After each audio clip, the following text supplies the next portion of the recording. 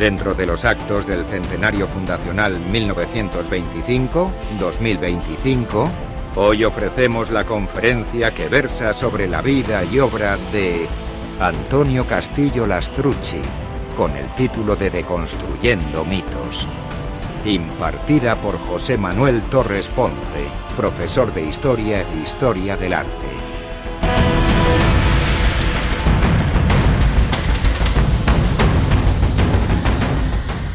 Hola, buenas noches. Vamos a comenzar la segunda conferencia de nuestro centenario, hoy dedicada a don Antonio Castillo Lastrucci, el gran escultor que hizo nuestra imagen de nuestro sagrado titular.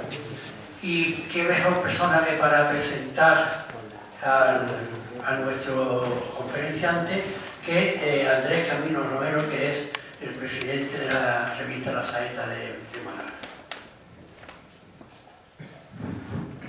Buenas tardes, estimados hermanos de emprendimiento, José Manuel Torres Ponce, conferenciante, señoras y señores.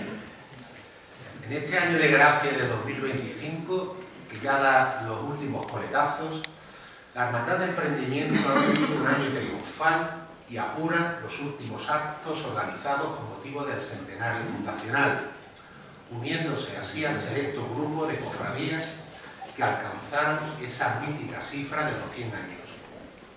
2025 ha sido intenso, diría que sin descanso, para los cofrades capuchineros, con el pregón del centenario, la histórica estancia de la Virgen del Gran Perdón en la capilla de San Rafael de la Catedral, la multitudinaria procesión con carácter extraordinario de la titular mariana por las calles del centro y del barrio, y la exposición inaugurada recientemente en las dependencias del Museo de la Semana Santa de Málaga, Jesús Castellano.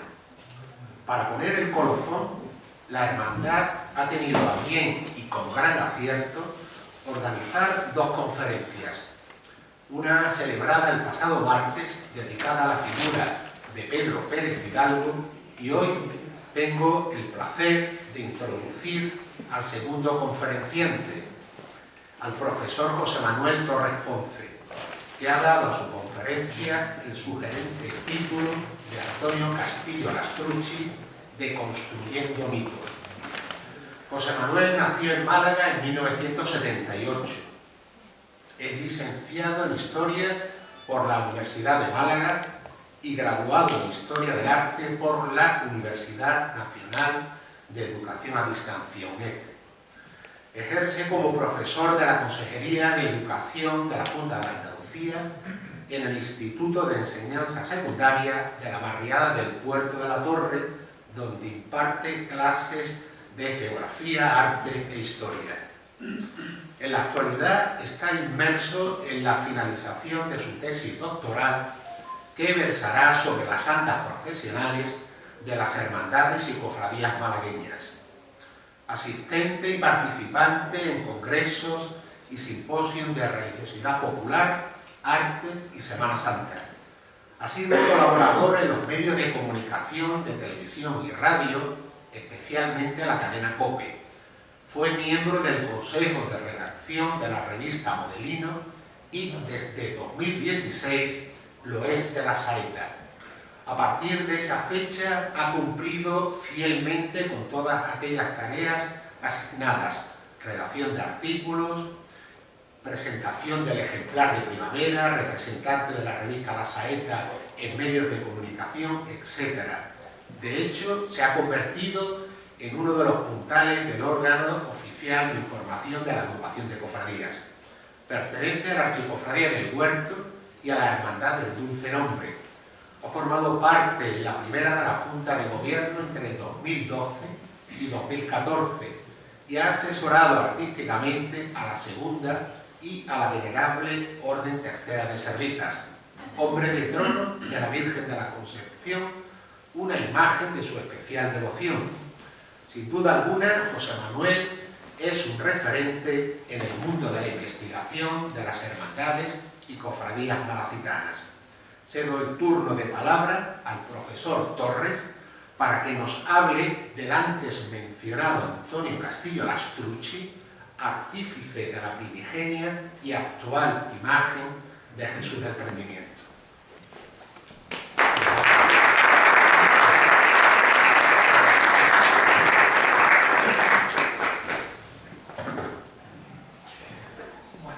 Buenas noches.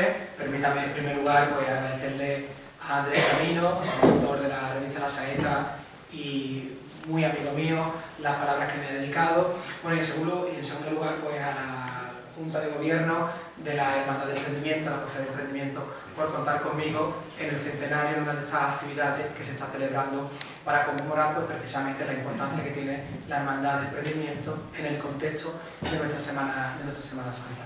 A mí me pidieron, hará cuestión de prácticamente un año, que sí me prestaba a venir aquí un día a hablarles de Antonio Castillo Lastrucci, uno de los escultores más importantes que ha dado no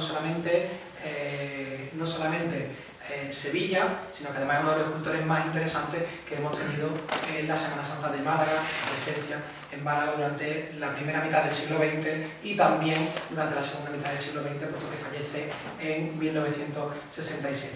Fíjense ustedes que una de las decisiones que tomé fue precisamente ponerle ese título de Deconstruyendo mitos o Destruyendo mitos para construir al escultor. Y es que fíjense que prácticamente desde la muerte de Antonio Castillo Lastrucci muchos ríos de tinta han corrido sobre él. Hemos tenido a los profesores González Gómez, Rojas Marcos González, Luque Teruel e incluso, como no, al catedrático Juan Antonio Sánchez López, que no le ha dedicado pocas palabras a este escultor. Sin embargo, todavía, pese a todo ello, y sobre todo en un ámbito muy específico, Castillo Lastrucci parece una serie de mitos, aquello de que nos cuentan que es mal escultor, o mal imaginero, mejor dicho, que estaba completamente seriado, y hay cosas que tenemos que tener muy en cuenta para poder contextualizar a quien aquí nos va a traer o nos ha reunido esta tarde. En primer lugar, Antonio Castillo Lastrucci no es un imaginero, nunca lo fue ni nunca lo podemos tildar de ello, fue un escultor, entendiendo que imaginero es el que se va a dedicar sobre todo a hacer imaginería, es decir, esculturas religiosas, pero que Antonio Castillo Lastrucci nunca estuvo interesado en eso. Nunca estuvo interesado porque, fíjense, hasta que no tiene la edad de unos 45 años, él no va a adentrarse en el mundo de la imaginería. Desde que él nace en 1887, el 20 de febrero de 1878, hasta que no llegan los años 20, 1922, él no va a hacer ninguna escultura sacra, más allá de temáticas de pequeño formato. Nunca tiene ningún titular. A partir de 1922 es cuando se va a dedicar a hacer ese tipo de obras. Pero fíjense que sus primeros pasos en este mundo, aquello en los relieves de salón, de pequeño formato, para esa incipiente burguesía que en el siglo XIX, final del XIX, principio del XX, empieza a despuntar en la ciudad de Sevilla para decorar sus casas, empieza a elaborar una serie de obras donde se empiezan a ver una serie de características que van a circunscribir la obra y van a definir la obra de Antonio Castillo Lastrucci. Fíjense como tenemos una de sus primeras obras, Numancia, de 1915, donde ejecuta una obra donde no hay neobarroco, que es otro de los grandes mitos que hay sobre Antonio Castillo Lastrucci, que era un escultor neobarroco, es completamente falso. Castillo Lastrucci es un señor que bebe del siglo XIX, que se forma en el siglo XIX y que su forma de pensar es del siglo XIX, por lo tanto su obra es patente toda esa forma del siglo XIX. También va a elaborar la retratrística, es una de las grandes pasiones que él desarrolló a lo largo de toda su obra. Retratrística que, fíjense ustedes, que de su primera etapa nos va a llevar luego al tratamiento del retrato en obras que estamos más que acostumbrados a ver de este señor. Como les digo en un primer momento, a Antonio Castillo no le interesaba para nada la escultura sacra. ¿Por qué no le interesa la escultura sacra? Hay que circunscribir a Antonio Castillo en un momento muy determinado. Antonio Castillo, como decimos, nace a finales del siglo XIX, la industrialización, por supuesto, que tuvo muchísimas cosas muy buenas en cuanto al progreso de la sociedad, pero en el caso de la imaginería religiosa fue completamente negativo. Es decir, a finales del siglo XIX vamos a ver cómo irrumpen toda una serie de talleres completamente seriados que van a denostar, que van a tildar de forma negativa la práctica de la escultura religiosa. Aquello que nos ha definido a nosotros durante el siglo XVI, siglo XVII, siglo XVIII, incluso a principios del siglo XIX, empieza a ser tachado de ser una de las hermanas más pobres y menos interesantes de las artes mayores. Por eso es lo que va a justificar que Castillo no esté interesado precisamente en hacer escultura sacra, sino que esté interesado en lo que ustedes están viendo en pantalla, en hacer monumento público, que era la gran hermana, la grande de las artes, que había a finales del siglo XIX. De hecho, él llegó a concursar para realizar el monumento que ustedes están viendo en pantalla. Es el monumento que levanta Sevilla al gran escultor de la escuela sevillana, que no sevillano, a Juan Martínez Montañés, que precisamente lo va a elaborar un compañero suyo, Agustín Sánchez Cid. Él llegó a participar en el concurso, pero sin embargo no ganó. Precisamente quería participar en ese concurso y ganar porque él se veía como uno de los grandes escultores que había en el siglo XX. Entonces, no había mayor homenaje para Antonio Castillo, que era un gran escultor, que era hacer o construir, modelar la gran escultura que iba a conmemorar a quien era el gran escultor de la Sevilla del siglo XVII, por lo menos de la primera mitad del siglo XVII. Es cierto que se va a presentar a un sinfín de concursos. Se puede presentar un concurso en Sevilla, en Cádiz, tiene concursos también en México, sin embargo ninguno de ellos lo gana. Fíjense ustedes que pasa muy desapercibido si nos damos una vuelta por el Parque de María Luisa, ese famoso parque que tiene la ciudad de Sevilla. Allí en una recoleta, en una pequeña glorieta, pues nos encontramos uno de los bustos donde elabora un retrato muy interesante de Benito Mas y Prat, y que fue construida por Aníbal González. Por lo tanto, estamos hablando de un escultor, uno que está muy cotizado y dos que está jugando con los grandes. Aníbal González es el gran arquitecto de la Sevilla de principios del siglo XX.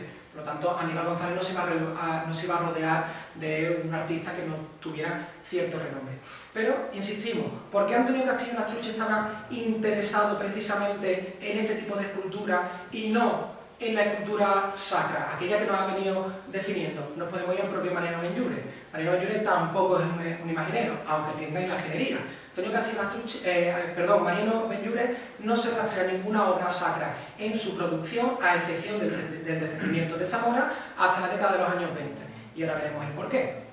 Ahora vamos a ver el porqué. Fíjense lo que decía Mariano Benlliure. No sería escasa ni poco estimada la gloria la que conquistarían los escultores que con su discreción volviéranse a llevar a los altares imágenes dignas de culto y veneración. A finales del siglo XIX vemos cómo surgen toda una serie de iconografías y toda una serie de escultores sometidos a los dictámenes de las fábricas seriadas que pues, nos van a dar esculturas que pues, no tienen excesiva calidad artística. Son pues esos talleres que pues, nosotros comúnmente conocemos como los talleres de Olot, que no solamente existían en Olot, existían en Cataluña, en la región de Olot, como también van a existir en Valencia, como también van a existir en Madrid, y muchos de ellos pues, tuvieron presencia aquí en la ciudad de Málaga.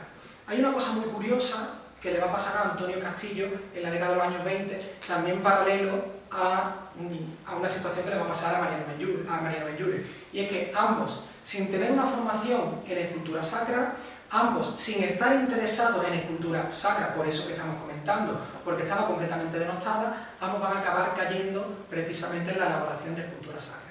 Hay que tener una cosa muy en cuenta. Mariano Benlliure vive un contexto muy particular. Mariano Benlliure nace y es coetáneo a la llegada de Alfonso XII como rey de España, con la restauración impuesta por un malagueño, por Antonio Cánovas del Castillo. Le va a vivir la muerte de Alfonso XII y la crisis que ello conlleva, el turnismo, vive también 1898 con la crisis que ello conlleva, la crisis de la Primera Guerra Mundial, el surgimiento de la dictadura de Miguel I de Rivera, la proclamación de la Segunda República y los movimientos contrarios a la Iglesia, la destrucción que hay en el 31 y en el 36 y el nacionalcatolicismo. Toda esa secuencia de hechos, bien desde el punto de vista político, bien desde el punto de vista económico, van a acabar marcando la propia obra, no solamente de Antonio Castillo, sino de todos aquellos escultores que dedicaban su labor en esta época. Mariano Benlliure entre ellos. Mariano Benlliure ve como no le interesa para nada la escultura sacra y sin embargo en la década de los años 20 vamos a ver cómo no tiene más remedio que acudir al arte sacro para poder comer. Lo mismo que le va a ocurrir a Antonio. Vamos a ver cómo Castillo no tiene apenas obra sacra en la década de los años 20, muy interesante pese a ser bastante escasa, probablemente la que sea de mayor calidad, y sin embargo a partir del año 37, año 38, pues precisamente va a montar uno de los grandes talleres que hay en la Sevilla del siglo XX. Una de las cosas además que tenemos que desmontar, que en cualquier panfleto que podamos leer, durante mucho tiempo nos han contado que la presencia sevillana en Málaga se circunscribe a 1964 y a partir de 1964 como punto de partida con la llegada pues, de María Santísima de las Penas. Eso es un error.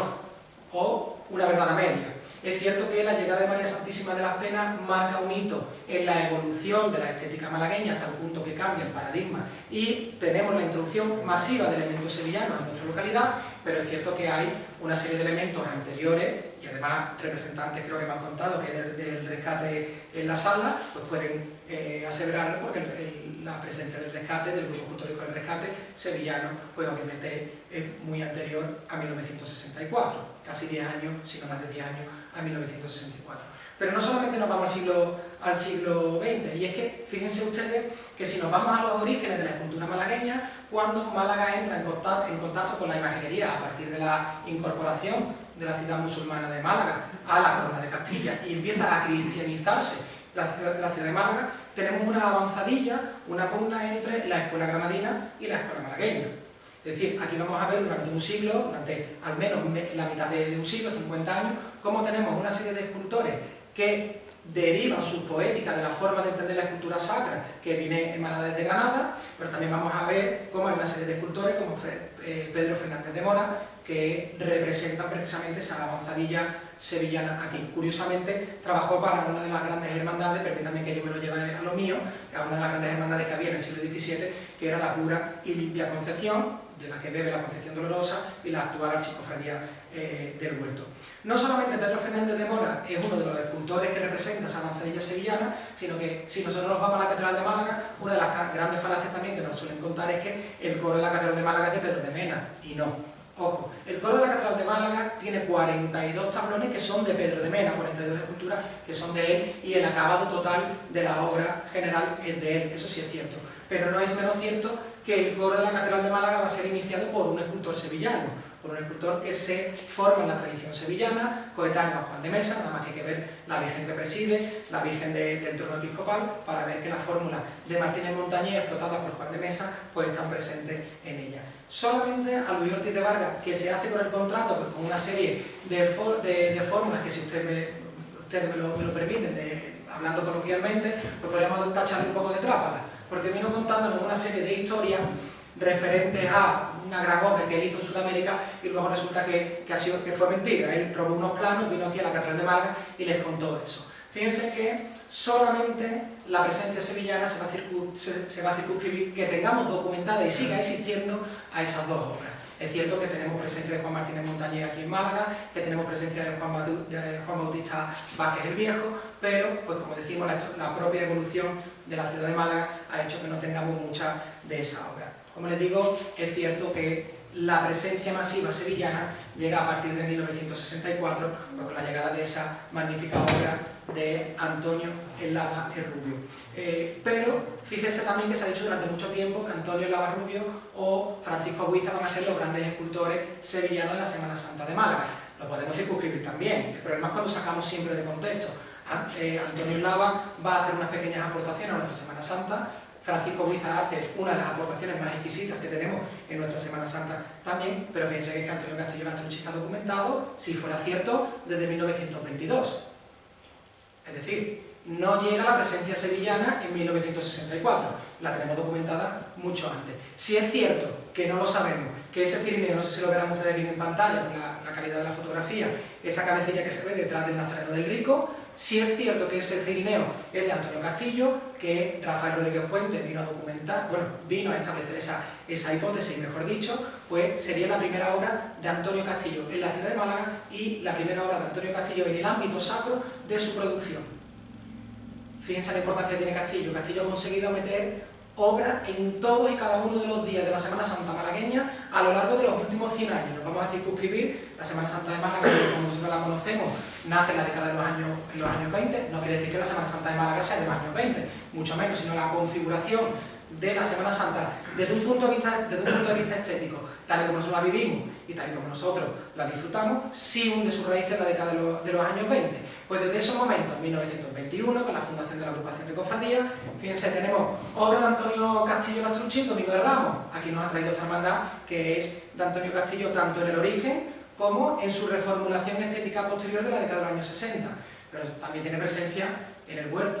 Es el tímido grupo escultórico que tiene el Señor del Huerto, que está incompleto, debería de acabarse, porque el Señor no fue a orar solo al huerto, sino que estuvo acompañado de 3 discípulos, pues lo único que hay del grupo escultórico hecho de la oración del huerto es precisamente un ángel que hace Antonio Castillo Lastrucci, imitando una estética que en este caso no es sevillana, pero de Antonio Castillo, del año 48. Fíjense que además se podía haber hecho una obra que no partía de postulados sevillanos, porque se le pidió también presupuesto a Navas Parejo. Por lo tanto, podríamos tener un ángel bien de estética murciana, pero realizado por un escultor granadino, que insistimos es la tradición malagueña por excelencia.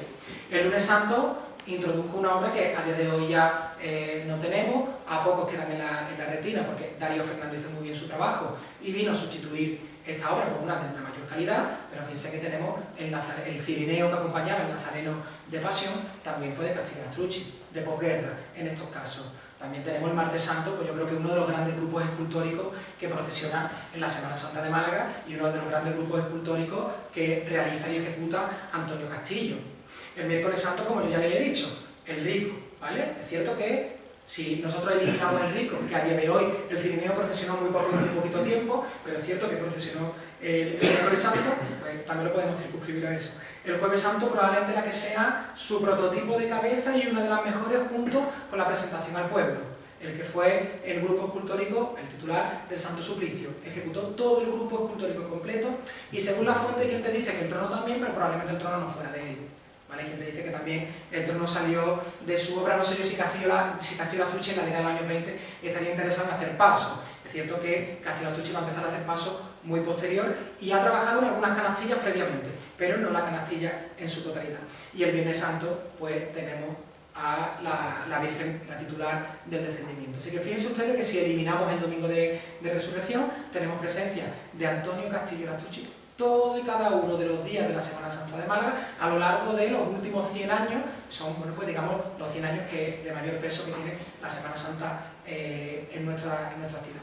Muy interesante también, como les digo, es circunscribir y tener muy claro en qué año nació Castillo por una sencilla razón. Miren ustedes, quien tienen en pantalla es Antonio Susillo, quien será probablemente uno de los escultores más interesantes que de la Sevilla de finales del siglo XIX. Acabó muy mal, acabó pegándose un tiro en la cabeza en 1896. ¿Y por qué le cuento esto? Es bastante interesante porque, fíjense, durante mucho tiempo nos han contado que Castillo Lastrucci nace en 1882. Si nace en 1882 no puede ser discípulo de Antonio Susillo, por una sencilla razón. Susillo se muere en 1896. Entonces, cuando muere Susillo, Castillo tiene solamente 15 añitos. Con 15 años, teniendo en cuenta que puede haber entrado en el taller con 12, 13, si tenía muchísimo interés, Castillo puede ser heredero o discípulo de un gran maestro con 2, 3 años solamente de presencia en el taller. Obviamente no. Pero fíjense que nos vamos 4 años antes, 20 de febrero de 1878, nace Castillo. Con esos solamente 4 años de diferencia, ya sí tenemos un elemento de peso para justificar que Castillo sí es heredero de Antonio Susillo. No solamente porque lo vaya a emular estéticamente, llegamos a tener incluso obra de Susillo que está firmada por Susillo y la ha hecho Antonio Castillo, porque era uno de los grandes aventajados que tenía en su taller.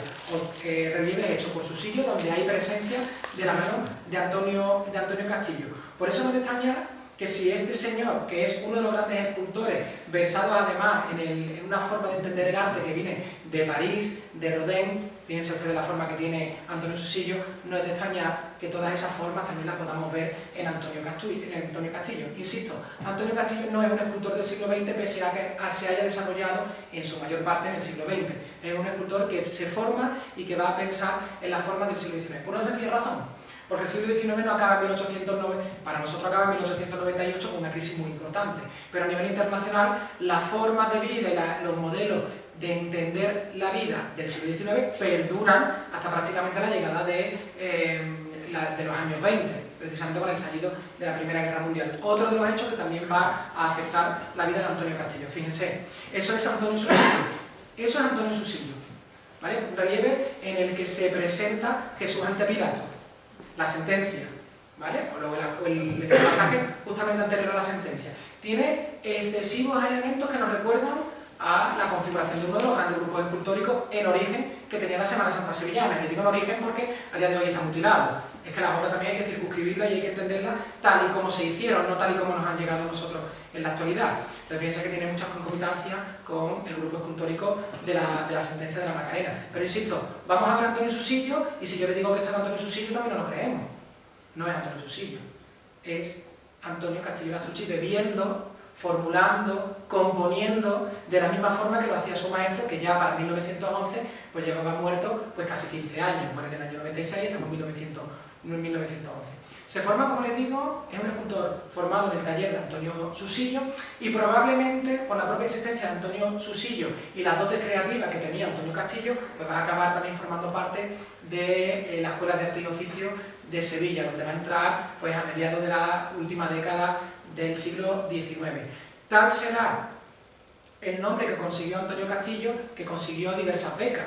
Estuvo becado para ir a París y para ir a Roma. Sin embargo, como les digo, el estallido de la Primera Guerra Mundial, posteriormente también de la Revolución Rusa, y las consecuencias que todo eso trajo en el ámbito internacional, conllevó que Antonio no pudiera visitar algunos de los lugares para los que estaba becado.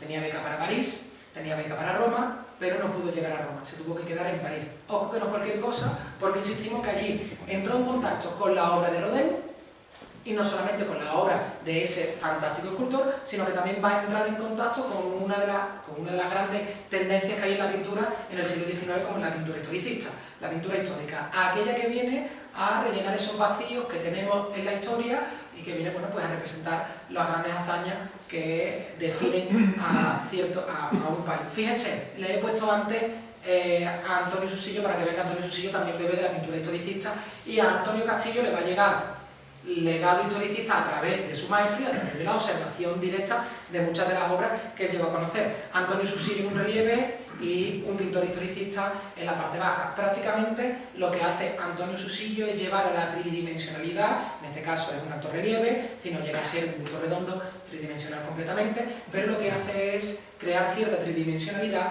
en algo que es bidimensional. Una obra historicista la lleva al relieve, a la escultura. Insisto que ese relieve tendrá mucho que decir en la obra de Antonio Castillo. Como les digo, Antonio Castillo es un escultor formado a nivel internacional, se forma en el ámbito más local, como puede ser la Sevilla del siglo XIX, parte de la Sevilla del siglo XIX estuvo en Madrid, y también sabemos que estuvo en París. Sus modos son, insisto, prácticamente del siglo XIX. Miren cómo concibe un monumento que tiene su título, amados los unos a los otros, pero que prácticamente podría ser un corazón de Jesús, por ejemplo. Vámonos a Calle Lario, el monumento público por excelencia de Málaga, al monumento del Marqués de Lario. Fíjense ustedes si no hay cierta concomitancia, semejanza a la hora de entender la escultura. Eso es lo que va a llevar Castillo a la hora de hacer sus grandes grupos escultóricos. Por eso muchas veces, sobre todo su primera obra, pues nos vamos a encontrar que es una obra bastante hierática. No por falta de calidad escultórica, sino porque él está pensando en los modos de concebir la escultura, del clasicismo propio que hay a finales del siglo XIX, un clasicismo que él va a alterar con cierto modernismo. Insistimos que tiene muchísima importancia la pintura historicista en su obra, hasta el punto que aquí tenemos pues, una de las grandes obras de la que bebe pues, también Pedro Moreira a la hora de concebir el grupo escultórico del Santo Traslado, y Antonio Castillo también concibió un grupo escultórico de esta forma, el traslado al sepulcro. No sabemos a qué fecha pertenece, sabemos que es anterior a 1930. Una cosa también muy curiosa es que los grupos escultóricos, lo vamos a ver, anteriores a la década de los años 30, no son de vestir, son de técnica, con técnica mixta, es decir, la tela está modelada, algo que es bastante interesante porque a la hora de eliminar ese tipo de elementos, pues prácticamente estamos eliminando, si no el 50, el 60 o el 70% de la obra. Me estoy quedando con la cabeza y las manos.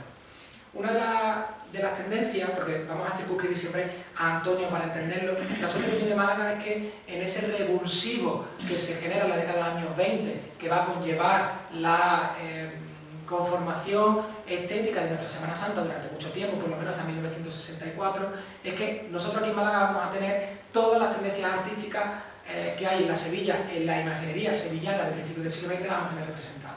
Cuando Castillo Lastrucci empieza a dedicarse al mundo de la imaginería, nos encontramos por un lado con un arte más clásico que engloba con el clasicismo mediterráneo de aquel momento, que está representado en Francisco Marco Díaz Pintado, uno de los grandes escultores también muy desconocidos de la Sevilla de principios del siglo XX, que tuvimos aquí representado en ese grupo escultórico que se hace para representar la Lanzada, que sería actualmente la que conocemos como la Archicofradía de la Sangre. Un grupo escultórico interesantísimo, que no estaría de más que, bueno, pues que la hermandad, cuando ha hecho el revulsivo de recuperar el grupo escultórico, se hubiera mirado a los orígenos para recrear este grupo escultórico que, como les digo, era fantástico. No tiene nada que ver con el barroco, pero no por no ser barroco tiene menos interés. La otra tendencia es aquella que representa a aquellos que son deudores del siglo XIX, que son los continuadores de Antonio Susillo, en este caso Antonio Castillo, y bueno, pues uno de los grandes grupos escultóricos que tenemos en la Sevilla de principios del siglo XX, que es el grupo escultórico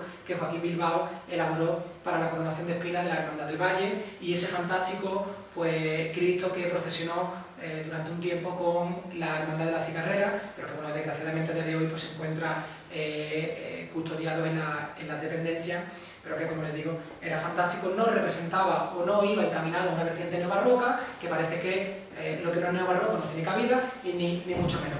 Castillo Lastrucci tampoco era neobarroco. Como les digo, Antonio va a seguir esa estela que queda inaugurada con Joaquín Bilbao, con Antonio Susillo, Joaquín Bilbao y en este caso Castillo.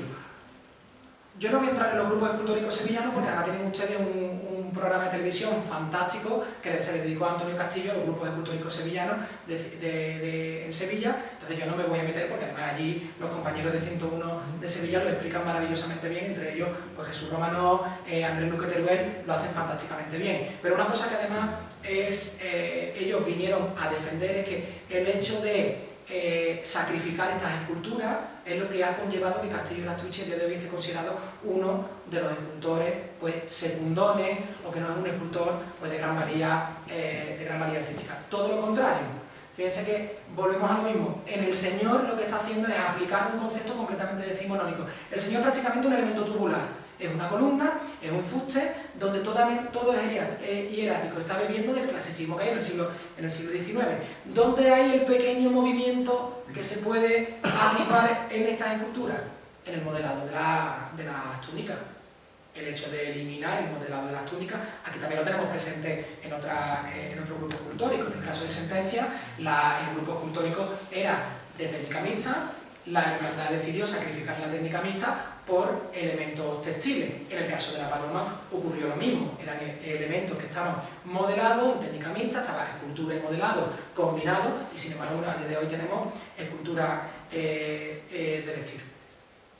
Dicho eso, vamos a ver la presencia que tiene Antonio en Málaga. Pasado 1922, no vamos a entrar en la polémica de ese Cirineo sí, ese Cirineo no, por una sencilla razón. Ni en las actas de la Hermandad del Rico hay nada que deje constancia, ni en el libro que hay de Antonio Castillo, o en los libros que han ido saliendo a lo largo de la historia sobre Antonio Castillo, se dice nada de ese Cirineo. Por lo tanto, lo podemos dejar ahí un poco en stand-by. Pero sí está documentado el pago a Antonio Castillo por la elaboración de una serie de imágenes que vienen a configurar el grupo escultórico de la Humildad, de Ecce Homo. Es decir, la misma hermandad que nosotros tenemos actualmente, pero esa hermandad es una refundación, tuvo unas salidas procesionales de forma intermitente a lo largo de la década de los años 20. Y para configurar el grupo escultórico se tomó una imagen malagueña del siglo XVIII, de mediocre factura, y se decidió realizar un grupo escultórico, en este caso con un Pilato y un romano. Muy interesante el Pilato, se ve aquí en un lateral, si ustedes lo pueden ver, hay una cabeza allí un poquito oscura, ese es el Pilato. Pilato que es muy interesante porque, uno, está ensayando la fórmula propia que van a definir la obra del Poncio Pilato que estamos acostumbrados a ver en Castillo Lastrucci. Les recuerdo que, así mínimamente, tenemos la presentación al pueblo, un Poncio Pilato, y en la Macarena tenemos otro. Ambos beben de este.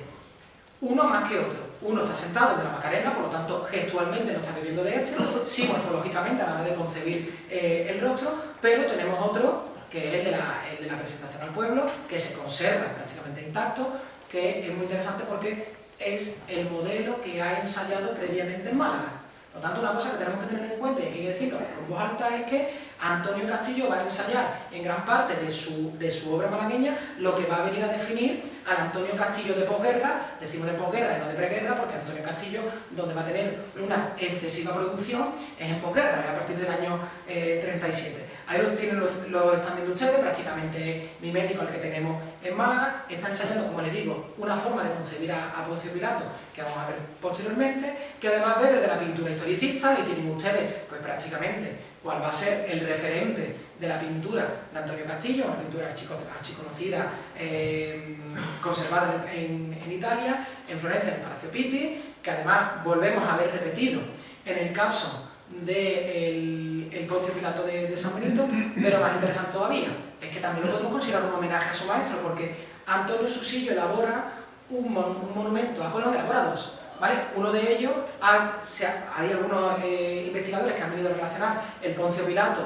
con una de las imágenes, concretamente con Fernando el Católico del Monumento de Barcelona, pero más interesante me parece a mí, no quiere decir que esto no tenga razón, ni muchísimo menos, lo tiene, pero fíjense que más interesante todavía es en ese monumento, como vemos que prácticamente la forma está mimetizada, es que es llevar una escultura pública elaborada por Antonio Susillo a una escultura sacra elaborada por Antonio Castillo, que distan bastante en el tiempo, pero insistimos en el concepto o en la idea de que Antonio Castillo piensa de la forma en la que le han enseñado en el siglo XIX. Obra que además, si nosotros hubiéramos conservado, seguiría una evolución lógica desde ese primer Poncio Pilato, que también tenemos aquí en Málaga, hacia el Poncio Pilato de San Benito y hacia el Poncio Pilato que tiene la Hermandad de la Macarena. Insistimos que está mutilado, el de la Macarena está tocado, el otro no, el otro no.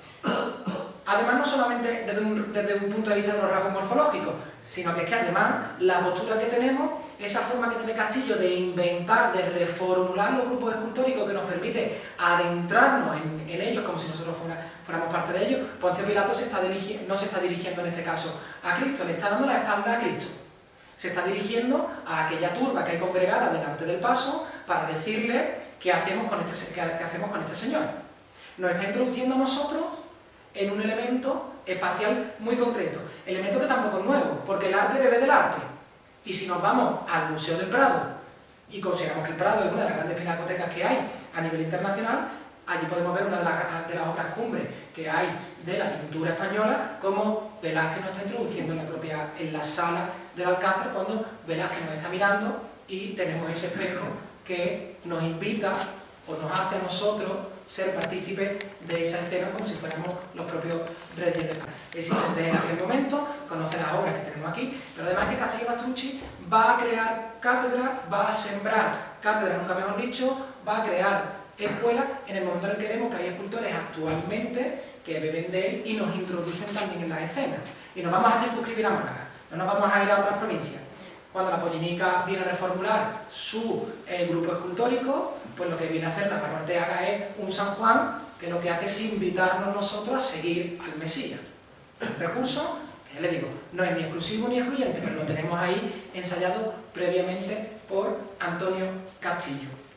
Lastrucci en la década de los años 20 en Málaga. Y llega, bueno, pues una de las grandes obras, que probablemente es la que nos reúne aquí, que es la de El Prendimiento. El Prendimiento que se firma, además, una cosa muy curiosa, traemos los documentos, me lo ha proporcionado el archivo, yo le doy gracias a Paco por proporcionármelo. Vamos a ver qué es lo que contaba Antonio Castillo en aquel momento. Uno, la hermandad, lo que tenemos que tener muy claro es que se crea bajo el parámetro, la idea de crear un ambicioso grupo escultórico. Málaga, más allá de la década de los años 20, carece de grupos escultóricos. Tenemos documentado un montón de grupos escultóricos en el siglo XVII, pues ya le he comentado para la pura y limpia Concepción, por ejemplo. Pero es cierto que a lo largo del siglo XVIII-XIX, documentados grupos escultóricos, prácticamente ninguno. Nos tenemos que esperar a la década de los años 20. Y aquí tenemos el ambicioso proyecto no de crear una hermandad con un titular al que después dotamos de un grupo escultórico, sino que desde origen tenemos un grupo escultórico. Curiosamente, como les digo, con telas en técnica mixta. ¿Vale? Ahí tenemos, eso no es tela, no es textil, insistimos, es modelado, tiene muchísima más calidad, porque si nosotros obviamente pues decapitamos al señor y lo ponemos en un maniquí para vestir, obviamente también ni que decir tiene, y menos lo vamos a decir delante de Juan Rosell, que un bordado no da patrimonio, ni muchísimo menos, da muchísimo patrimonio. Pero en este caso estamos sumando con el textil, en la calidad del bordado, pero restamos en cuanto a la obra primigenia. Lo que decía a modo de curiosidad, pues que tenemos un primer contrato de Antonio Castillo, fechado en 1925, donde ya nos están dando a entender la propia consideración que tenía Antonio Castillo sobre sí mismo. Es decir, Antonio Castillo, uno, firma como escultor, no como imaginero. Desde hoy hay muchos imagineros, que además incluso de ellos, uno de ellos que ha fallecido recientemente, publicó un libro, una práctica autobiografía diciendo el niño imaginero. Es decir, no eres escultor, te defines como imaginero. En este caso, Antonio Castillo siempre se define como escultor. Todo lo que ustedes ven ahí abajo, con un párrafo muy largo, son la estipulación de los pagos que tiene que hacer la hermandad. Fíjense ustedes que es una cuantía de 35.000 pesetas. 35.000 pesetas en el año 1925 era una cosa excesivamente cara. Uno, lo más interesante antes que el dinero, luego podemos hablar del dinero. Uno, lo más interesante es que, insisto, que la hermandad lo que tiene es la idea de hacer un grupo escultórico compuesto por un número bastante alto de figuras.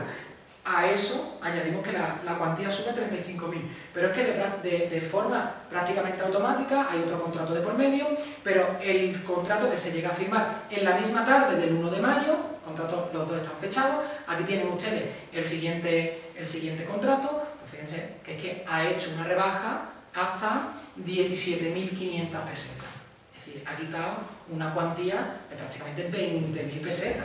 20.000 pesetas que en aquel momento, lo que hemos conocido las pesetas, uno ya peinamos canas y hemos conocido las pesetas, sabemos lo que era el valor de las pesetas en los años 90, imagínense ustedes las pesetas en la década de los años 20. Fuera como fuera, lo cierto es que Antonio Castillo empieza a ejecutar ese grupo escultórico del que tan solo tenemos constancia de la presentación de dos figuras, las dos figuras principales. Además que son muy interesantes porque, pese a que el grupo escultórico actual ya es otra cosa porque, vamos a delimitar eso, es otra cosa porque está circunscrito a otra etapa de Antonio Castillo y por lo tanto bebe de otra serie de elementos que ahora vamos a pasar a comentar, ya esto no lo vamos a tener. Esto no lo tenemos nosotros a día de hoy, no porque el señor del prendimiento haya sido desmochado, como se suele decir comúnmente, es decir, haya sido desprovisto de esos elementos en técnica mixta, como sea el modelado de las túnicas, sino porque desde origen no los tuvo. ¿Vale? Esto era un grupo escultórico excesivamente interesante. Aquí Antonio Castillo está demostrando, uno, que es un fantástico escultor, porque es otra de las cosas que podemos señalar. Antonio Castillo es un grandísimo escultor, eso de que un mal escultor es una mentira, es una falacia. O fíjense, vámonos a circunscribirnos y vámonos a nosotros mismos. No es lo mismo cuando yo me llego al taller de Pedro de Mena y voy a encargar una obra en 1687, cuando el gran escultor fallece en 1688, víctima de una larga enfermedad porque contrajo peste 10 años antes, entonces arrastra una gran enfermedad. No es lo mismo un Pedro de Mena de 1687 que un Pedro de Mena de 1648. Es que no es lo mismo. Pues Antonio Castillo lo mismo. No podemos tener un rango para juzgar a unos escultores por muy barrocos que sean o por muchos 400 años que lleven fallecidos y unos parámetros diferentes para otros. El arte de eso no entiende. El tipo da polvo. Un poco de prestigio también. Pero al final, la vara de medir tiene que ser para todos por igual. Esto, como les digo, era una de las grandes obras que hace Castillo en aquel momento. No es la única que hace para Málaga, por fortuna. Bebe de ese gran grupo escultórico que hace en 1922 para la Bofetá, que es una de sus primeras incursiones. Está en paralelo con el grupo escultórico de la Humildad de Málaga y tiene ciertas concomitancias con el grupo escultórico del Prendimiento. Vamos a circunscribirnos solamente al Señor. Insisto, fíjense cómo es prácticamente un tubo, completamente hierático. Es muy estoico, Cristo está aceptando, no es falto de recursos técnicos, es la interpretación que hay del estoicismo más clásico en el siglo XIX, llevado a la escultura clásica, a la escultura sacra, perdón. Ahí lo tienen ustedes, el mismo concepto en el Prendimiento, exactamente el mismo. Podríamos haber tenido una obra fantástica de su primera etapa, cuya referencia nos han dicho un sinfín de referencias y todas son verdaderas y nos faltaba una que podemos completar hoy. La principal, la primera de ellas es Giotto, ¿vale? La conformación del pasaje del beso de Judas, del Prendimiento, bebe de Giotto, que lo establece lo establece la pintura en ese proto-renacimiento que hay en Italia.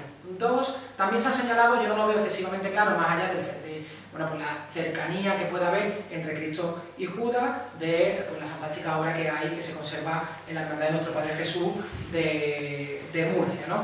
Yo, más allá de la cercanía que hay entre uno y otro, no veo excesivas concomitancias. Nos han señalado también que hay influencia del neoclasicismo italiano, en este caso de Ignacio Giacometti, probablemente muy acertado, de esta escultura que está en la Scala Santa, allí en la ciudad de Roma, probablemente también tenga mucha influencia, pero sin embargo yo voy a señalar otro punto que pues, no ha sido tenido en cuenta hasta que en la Saeta sacamos hace un par de años una de las influencias que recibe Antonio Castillo, y es que Antonio Castillo lo que está haciendo es llevar la tridimensionalidad a algo que ya había ejecutado en un relieve, que lo hemos visto con anterioridad, relieve que parte de los postulados de Antonio Susillo, pero es que además de Antonio Susillo, fíjense en la pantalla que tenemos el modelado de emprendimiento.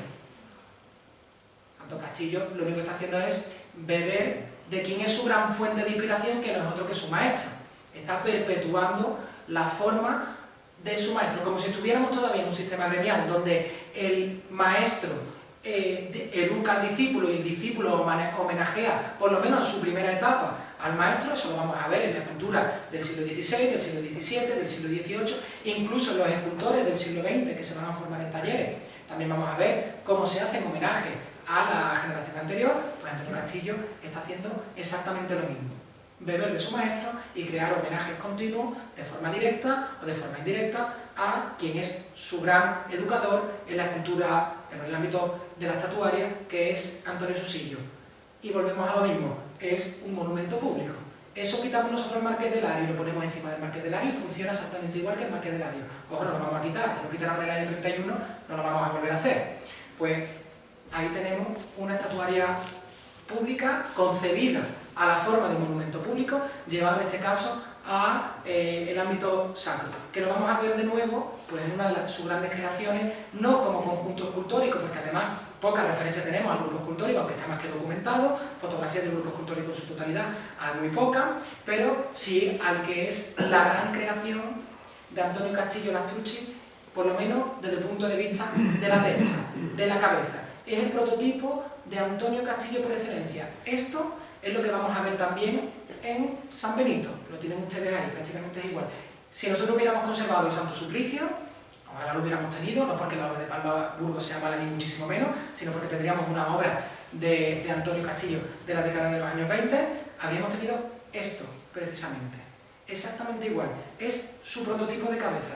Ojo que también las fotos del año 20, con las luces, la sombra y todo eso, también se alteran, pero es exactamente igual. También una cosa que podemos incidir, Antonio Castillo, la escultura porque la hace morenita, porque la hace tostada. Las policromías no son tostadas nunca, nunca. Pero hay que tener en cuenta que en el siglo XIX, la Semana Santa sevillana se encuentra en un periodo de aletargamiento, pues por los movimientos sociales que también ocurren en Sevilla. Muchas de las hermandades no van a desaparecer, pero digamos que se quedan adormecidas. La escultura, que viene del siglo XVII, siglo XVIII, no la estamos utilizando, no estamos haciendo uso de ella, por lo tanto no se restaura. Las policromías en cuestión de 20-25 años tornan, porque los barnices tornan. ¿Qué es lo que va a ocurrir? Que la mayor parte de la escultura que ve diariamente Antonio Castillo es muy oscura. Bueno, pues entonces, ¿qué ese polícromo es oscuro? Es que la escultura es muy morenita. No. Nada más que tienen que ver la Virgen de la Estrella, como ha quedado, o recientemente la Virgen de la Macarena, como ha vuelto restaurada, y no vamos a entrar en polémica, ni muchísimo menos, pero fíjense que ha vuelto mucho más clara, porque las policromías del siglo XVII son claras. El concepto de belleza en el siglo XVII no es moreno. Si moreno trabaja un campesino, un noble, ¿cómo va a estar moreno? Y la noble por excelencia, la Virgen María, o en este caso el Señor, Cristo, ¿cómo lo vamos a tener moreno? Ni mucho menos. Entonces, por eso es la justificación que puede venir a, bueno, pues un poco a justificar que las policromías de Antonio pues sean morenas. Como les comento, ese es el prototipo de cabeza que había ensayado aquí en Málaga, que podríamos haber tenido aquí en Málaga y que sin embargo hemos perdido. Se destruyó en la quema, en el saqueo y en la quema de la ermita de Zamarrilla, y bueno, pues ahora el PIN, por decirlo de una forma coloquial, si ustedes me lo permiten, pues se lo ha llevado Sevilla y ellos tienen el prototipo de cabeza de excelencia de Antonio. Prototipo que vamos a ver después simplificado en otras obras, por ejemplo en el Rescate. El Rescate es esa misma cabeza, sin embargo, como vamos vamos adelantando tiempo, va pasando tiempo, lo que va a hacer Castillo y el taller de Castillo es simplificar la forma. El otro gran misterio, el de la Macarena, insisto, en origen. Si es un mal escultor, fíjense cómo ha concebido las espaldas de ese sayón. Espalda que es prácticamente mimética a uno de los grandes sayones que hay aquí en Málaga, que es el que se encuentra en el grupo escultórico del Rescate. Eso no lo hace un escultor que es mediocre. Todas esas luces y sombras que ustedes ven son músculos. Es decir, está componiendo la musculatura desnuda de la espalda de un sayón. Y eso no lo sabe hacer todo el mundo. Una de las cosas también que tenemos que desmontar es que prácticamente todo lo que nos ha llegado en los años 20 nos dijo Salvador González Anaya. Yo no me voy a atrever tampoco a desmentir a Salvador González Anaya, pero fíjense que dijo, con excepción de la figura de una piedad que Paco Palma devastó para los carteros, la famosa piedad que tenemos a día de hoy hecha por su hijo, dice que es preciosa de conjunto, todo lo demás adquirido para las nuevas hermandades es irrisorio, es decir, es malo, es insignificante. Mentira, mentira. Es verdad que también Salvador González Anaya tenía amistad con Paco Palma, por lo tanto va a tirar un poco pues, de registro, ¿no? Pero ya hemos visto que Antonio Castillo, nada de lo que hizo en la década de los años 20 para Málaga es malo y Díaz Pintado ni mucho menos tampoco. Es cierto que llegó mucha escultura en la década de los años 20 de muy mediocre factura. Llega Pío Mollar, va a llegar también de Olot, va a llegar la Poñinica. Sí, tenemos también Fon e Hijos, también inspiración hace uno de los grandes atentados contra patrimonio, cambiando el crucificado que tenía de la escuela de Alonso de Mena. Y sin embargo, es verdad que Salvador González Anaya puede tener razón, pero insistimos, siempre hay que circunscribirnos a un determinado contexto. Todo esto que les he dicho de poco sirve, por mucho que nosotros lo historiemos, si luego realmente pues esto lo único que hay es documentación en el caso que exista, pero en la mayor parte de los casos no existe ninguna de las obras. En el caso de Málaga, ninguna. Lo único que se podría haber salvado es si realmente el Cirineo del Rico es de Antonio Castillo, que entendemos que como dejó de procesionar, la hermandad lo pudo devolver. En caso de que eso hubiera producido, se lo hubiera revendido a Antonio Castillo, o no se lo hubiera pagado, o no tenemos documentación para saber cómo fue esa transacción, pues ese cirineo se podría haber salvado. Pero de todo no queda prácticamente nada. Nada. La historia de nuestra propia ciudad. Es muy interesante, Antonio, como les digo, porque es un grandísimo escultor que va a indagar en prácticamente lo más importante que da la escultura, que no es en el ámbito sacro, insisto, aunque a nosotros nos reúna el ámbito sacro, es el monumento público, es la retratística, y fíjense que ahí lo tienen retratado. Todo eso luego lo va a ensayar y lo va a llevar a los grupos escultóricos. Muchos de los grupos escultóricos, aunque no sean retratos directos porque él no esté retratando a nadie en ese momento, sí beben de retratos que ha realizado anteriormente. Por desgracia, como les digo, la obra de Castillo para ustedes se pierde en el año 31 con aquel fatídico incendio de Santo Domingo, y con su refundación en 1947 pues llega, 47 no si no recuerdo mal, llega 48 y en el 49 llega la obra de Hidalgo. Hidalgo intenta beber de lo que en aquel momento había algún tipo de fotografía, porque es cierto que hay ciertos elementos que nos pueden recordar al de Castillo, ni mucho menos. Pedro Pérez Hidalgo era un excelente sacador de puntos, era un excelente tallista, pero de hecho nada más que hay que ver el trono que ustedes tienen en pantalla, por lo menos desde el punto de vista conceptual es el mejor constructor de tronos que hay desde 1942, que es el resurgimiento de la Semana Santa, hasta prácticamente los años 2000. En el ámbito malagueño, En el ámbito malagueño. Otro elemento muy curioso, que además por fortuna lo han recuperado, tenemos los montes de corcho. Montes de corcho, que además lo que van a hacer es aumentar el realismo y el patetismo de los grupos escultóricos ahí representados. Si nosotros le ponemos flor, la flor, además eso son modas, ahí no podemos, nadie tiene razón, pero la flor lo que al final lo que acaba haciendo es dulcificar lo que estamos representando. Si nosotros le ponemos corcho, estamos emulando la realidad va a dotar de muchísima más dosis de realismo y de patetismo a lo que está representando. Pues como les digo, en este caso Pedro Pérez Hidalgo intentó emular, sobre todo en el Cristo, pero alterando la composición. Si Castillo lo ha puesto a la derecha, yo lo voy a poner a la izquierda. De esa forma no me pueden decir que yo estoy copiando literalmente a Castillo.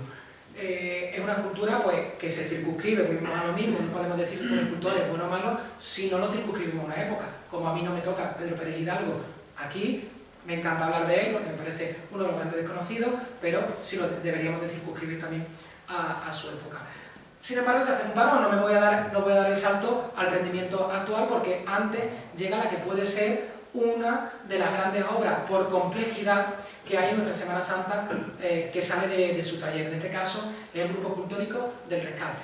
Es muy interesante por varios motivos, ¿vale? Se elabora en distintos años. Aquí también Antonio Castillo hace gala de su teje-maneje para dotar al grupo escultórico del titular, que también es lo que a él le interesaba, pero además es que es muy interesante. Coge una fotografía aérea precisamente por eso. Antonio Castillo es uno de los mejores a la hora de escenografiar los pasos, los episodios que componen la catarsis que vive Cristo en los últimos momentos de su vida. Fíjense ustedes que tenemos un grupo escultórico excesivamente complejo por el número de esculturas que hay, es decir, en cualquier momento yo muevo una escultura y se tapa el Señor.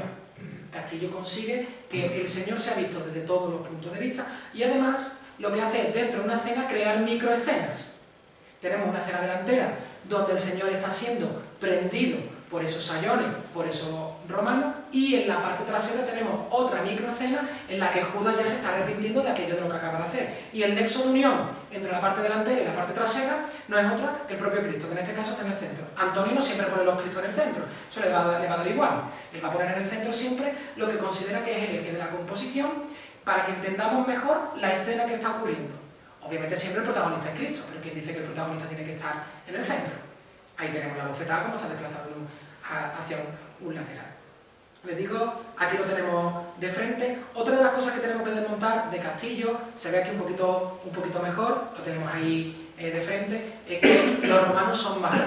¿Vale? En ese sentido, Andrés Luque Teruel ha elaborado una tesis pues, bastante interesante, diciendo que, o alegando que como en los culpables realmente de la crucifixión de Cristo, bueno, pues va a ser, o le va a echar la culpa a los romanos, en este caso, ¿verdad? Que acuérdense ustedes que el pueblo judío también participó de ello, pero quien elabora el castigo, quien ejecuta el castigo son los romanos, pues lo que va a hacer es eliminar la personalidad, lo esquematiza porque no les interesa. Por eso siempre decimos que los soldados romanos de Antonio Castillo pues le falta algo, no son muy malos. Bueno, pues Antonio establece esa teoría.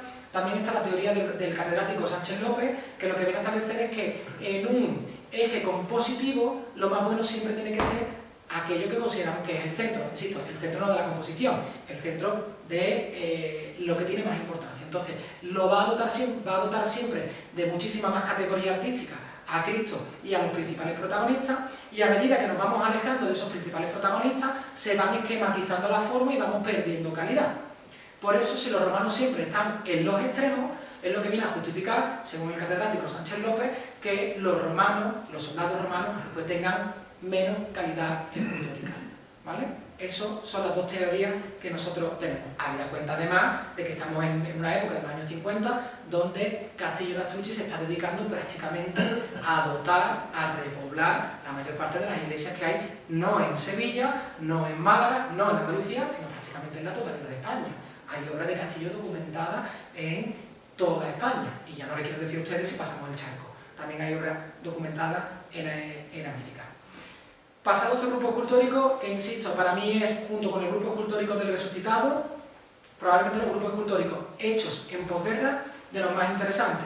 Por desgracia, vamos a empezar por lo bueno, por fortuna, el grupo escultórico del Rescate no solamente se sigue procesionando, sino que ha sido restaurado hace poquitos años y se le ha dado el valor plástico, el valor artístico que el tiempo le ha ido restando. En el caso del Resucitado, pues por desgracia, nosotros vemos mutilado un grupo escultórico que desde origen José Capuz concibió como un grupo escultórico. El Señor no se entiende descontextualizado, sino con los sayones. Pero bueno, donde hay patrón no manda marinero.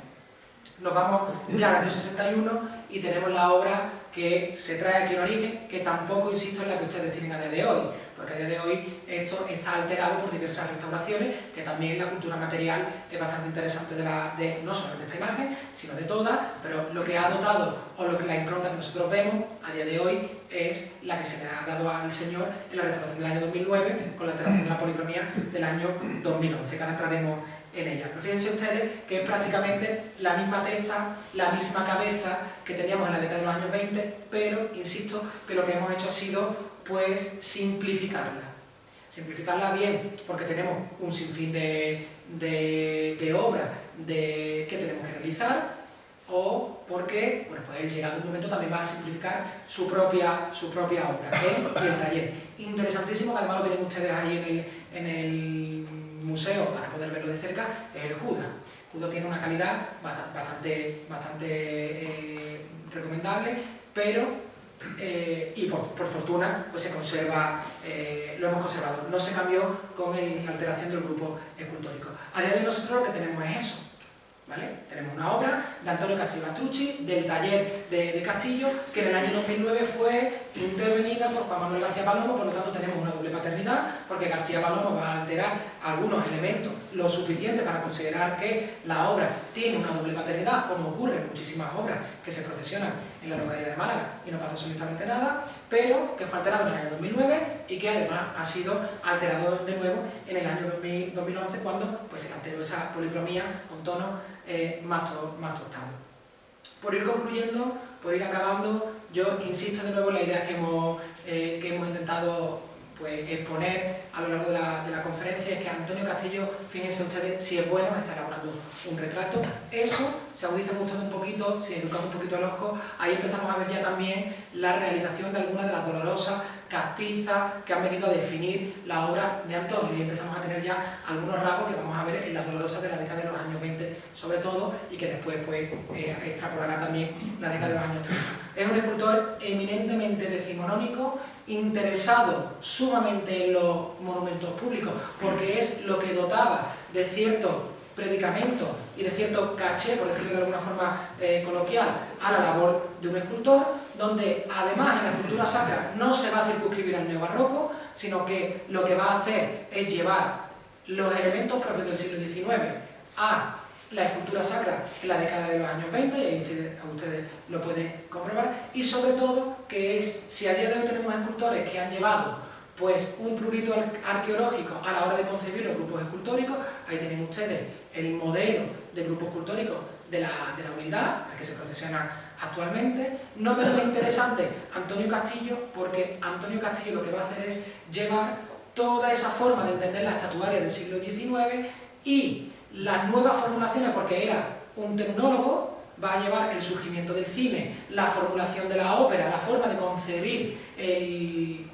las telas y la concepción que había de los soldados romanos en aquellos momentos, a toda esta forma de entender la estatuaria sacra. Por mi parte, muchas gracias y espero que les haya gustado.